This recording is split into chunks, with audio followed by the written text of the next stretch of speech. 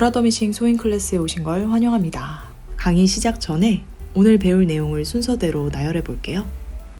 장력 조절하는 방법, 땀폭, 땀 길이 조절하는 방법, 직선 받기 하는 방법, 되돌아 받기 하는 방법 등을 알려드리고자 해요. 자, 그럼 빠르게 시작해 볼까요? 안녕하세요, 브라더미싱입니다. 오늘 세 번째 영상에서는 미싱을 할 때 초보분들이 가장 어려워하고 가장 중요하기도 한 장력과 땀폭, 땀 길이 조절과 초보들을 위한 직선 받기, 그리고 되돌아 받기에 대해 알아보도록 할게요. 집에서도 혼자 쉽게 따라할 수 있는 미싱의 기초부터 다양한 꿀팁, 노하우 등을 앞으로 영상에서 차근차근 함께 배워보도록 할게요. 이게 뭘까요? 바로 장력을 조절하는 다이얼입니다.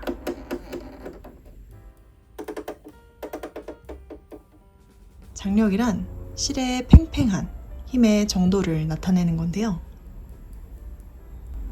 재봉의 품질에 영향을 주죠. 원단이나 실의 종류에 따라서 다른데요. 예를 들어 일반 천을 사용하다가 두꺼운 펠트지, 두꺼운 패딩 원단 등으로 교체하게 되면 이 두께에 따라서 장력 세기를 바꿔줘야 해요. 장력이 너무 크거나 또 너무 적으면 솔기가 느슨해지거나 천에 주름이 잡힐 수 있어요. 밑실도 뜨고 윗실도 헐겁게 됐어요. 이렇게 원단 소재마다 장력 조절을 잘 해주지 않으면 아까운 원단을 버리게 될 수도 있습니다. 보통 장력은 미싱마다 다 다른데 브라더 미싱의 전자 미싱은 기본 장력을 4로 추천합니다. 원단 재질과 상태에 따라서 3이나 5로 조절하기도 해요. 장력을 조절하고 재봉했을 때 윗실이 너무 팽팽하게 박히면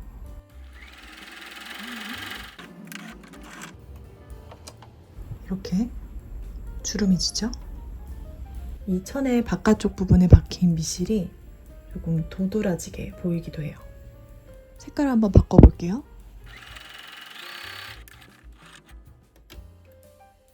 자, 윗실의 장력이 너무 팽팽할 때 일단 원단이 주름이 지고 자세히 보시면 밑실의 컬러가 도드라지게 올라옵니다.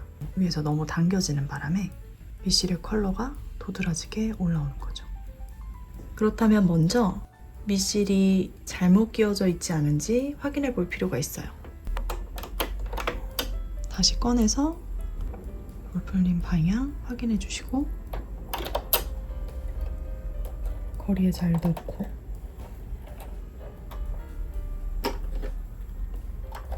자, 만약 문제없이 잘 끼워져 있다면 이 윗실의 장력을 줄여봅니다.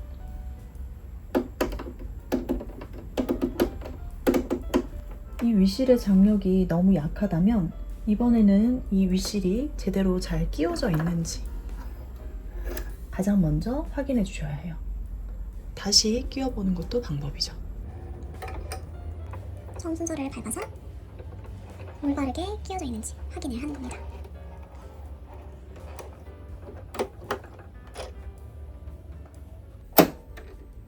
윗실도 문제없이 잘 끼워져 있다면 이번엔 윗실의 장력을 늘려줄 수도 있겠죠. 무조건 장력을 조절하기 전에 윗실과 밑실이 잘 장착되어 있는지 가장 먼저 확인해 주셔야 해요. 안 그러면 장력을 조절한다고 해도 제대로 설정이 안 될 수 있습니다. 이 장력 조절은 이렇게 잘 늘어나는 다이마루 원단, 두껍고 탄탄한 원단 등 원단 소재와 이 두께에 따라서 알맞은 장력을 조절해줘야만 예쁜 땀을 재봉할 수 있기 때문에 꼭 특수 원단 재봉 시에는 이 장력 조절과 테스트 재봉 후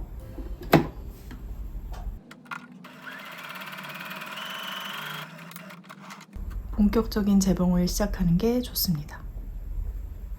이 장력이 조절되었다면 이제 박음질을 하기 전에 땀의 폭과 땀의 길이 조절을 알아볼게요. 이 땀폭은요, 바늘 간격을 의미하기도 해요. 미싱이 박음질을 할 때 땀들이 떨어져 있는 폭을 의미하죠. 땀폭을 조정해보면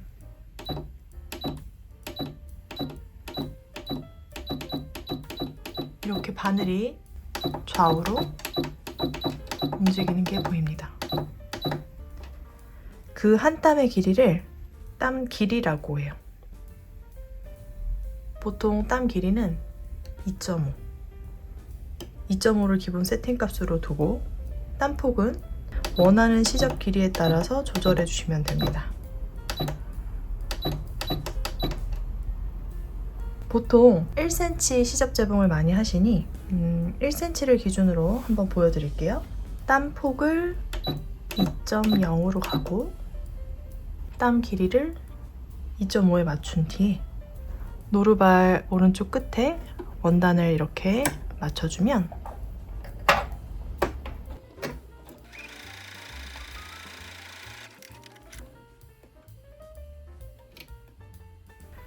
이렇게 딱 1cm 시접으로 재봉이 됩니다.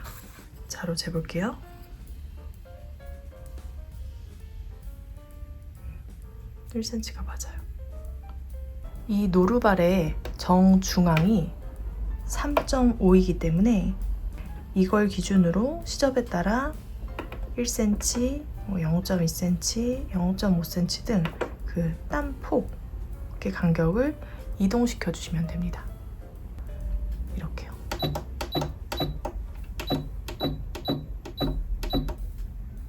그리고 이 스티치 패턴에 따라 이 땀 길이와 땀 폭의 길이가 모두 다른데 일일이 외우기는 힘들고요. 그래서 브라더 미싱의 전자 미싱은 이 원하는 스티치 패턴을 선택하면서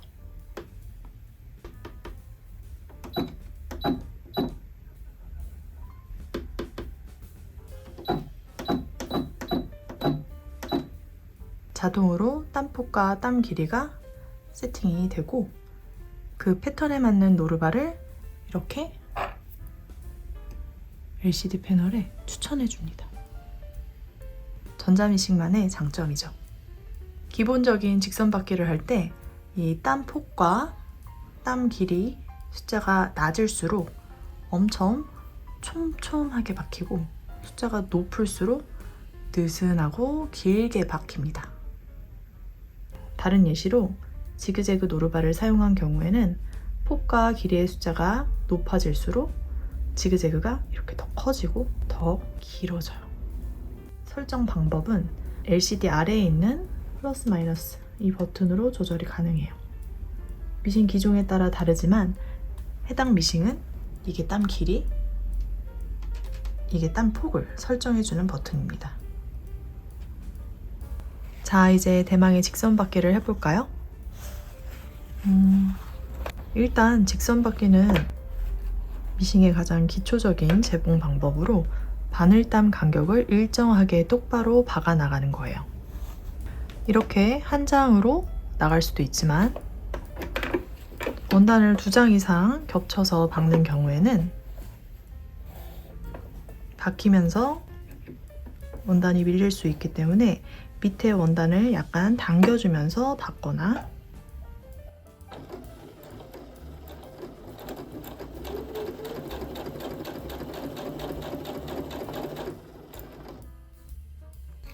이런 시침핀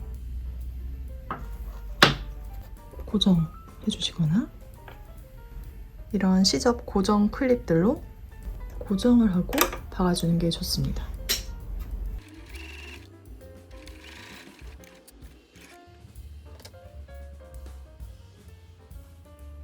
예쁘게 박히죠? 그리고 이런 기초 부자재는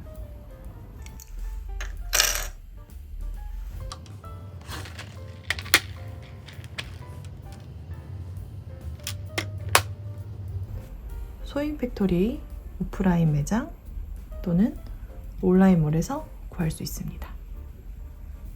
자, 직선받기를 시작하기에 앞서 챕터 1에서 배운 윗실과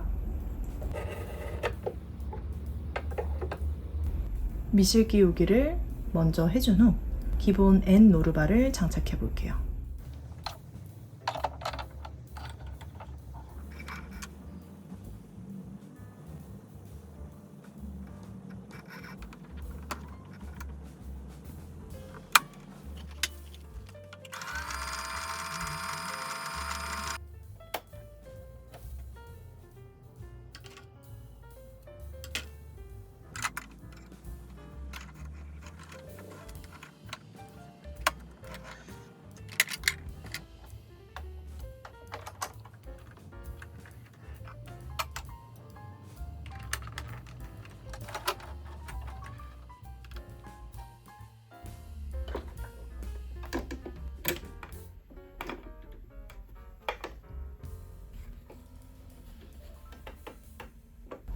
바늘 상태가 괜찮은지 확인하고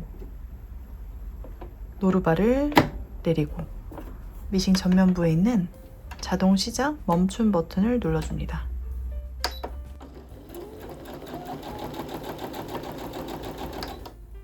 이 버튼은 전자미싱에만 있는 기능인데요.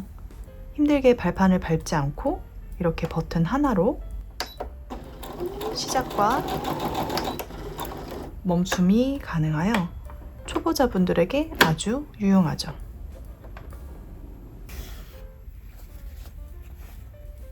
여기서 잠깐! 직선받기가 엄청 간단하지만 미싱 초보라면 처음 시작할 때 삐뚤빼뚤 박음질 되어서 스트레스가 여간 아니죠. 일직선으로 곱게 박음질하는 팁을 알려드릴게요. 먼저 침판에 나사가 잘 조여져 있는지 확인부터 해야 돼요. 이 나사가 느슨하다면 박음질 중 이 침판이 흔들려서 이리저리 직선받기가 되지 않고 심지어 다칠 수 있으니 꼭 체크해 주세요. 지금처럼 이렇게 흔들거리는 경우에는 드라이버로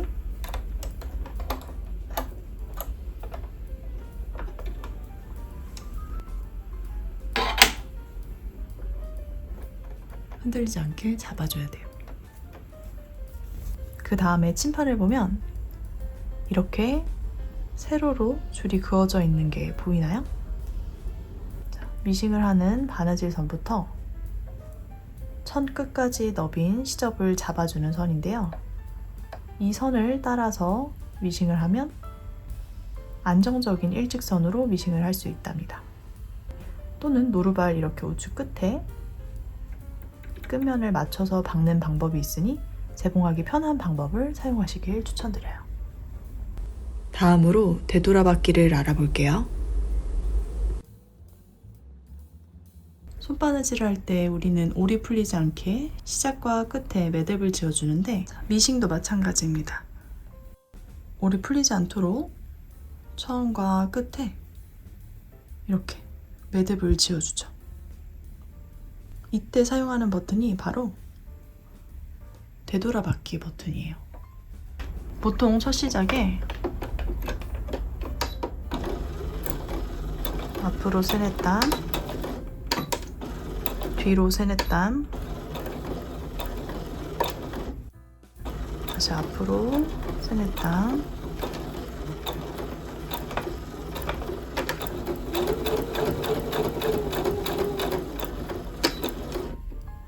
그리고 마지막 매듭을 지을 때는 뒤로 세네땀, 앞으로 세네땀, 이렇게 마무리 지어주시면 돼요.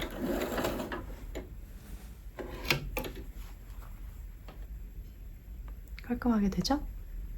자, 버튼을 한번 누르고 떼면 한 땀씩 뒤로 가니 아직 미싱이 손에 익숙하지 않는다면 한 땀씩 해보는 걸 추천해요. 자, 되돌아받기를 했다면 이제 그대로 직선받기를 해주시면 됩니다. 그리고 다시 되돌아받기.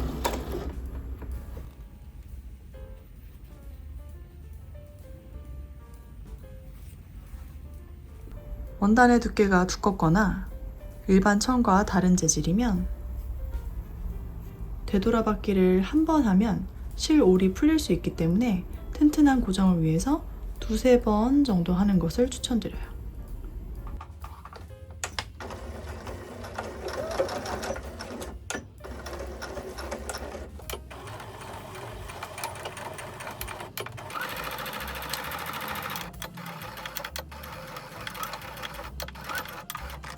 그리고 이렇게 옆에 있는 커터로 실을 잘라주면 이렇게 되돌아받기를 해야 단단하게 고정이 됩니다.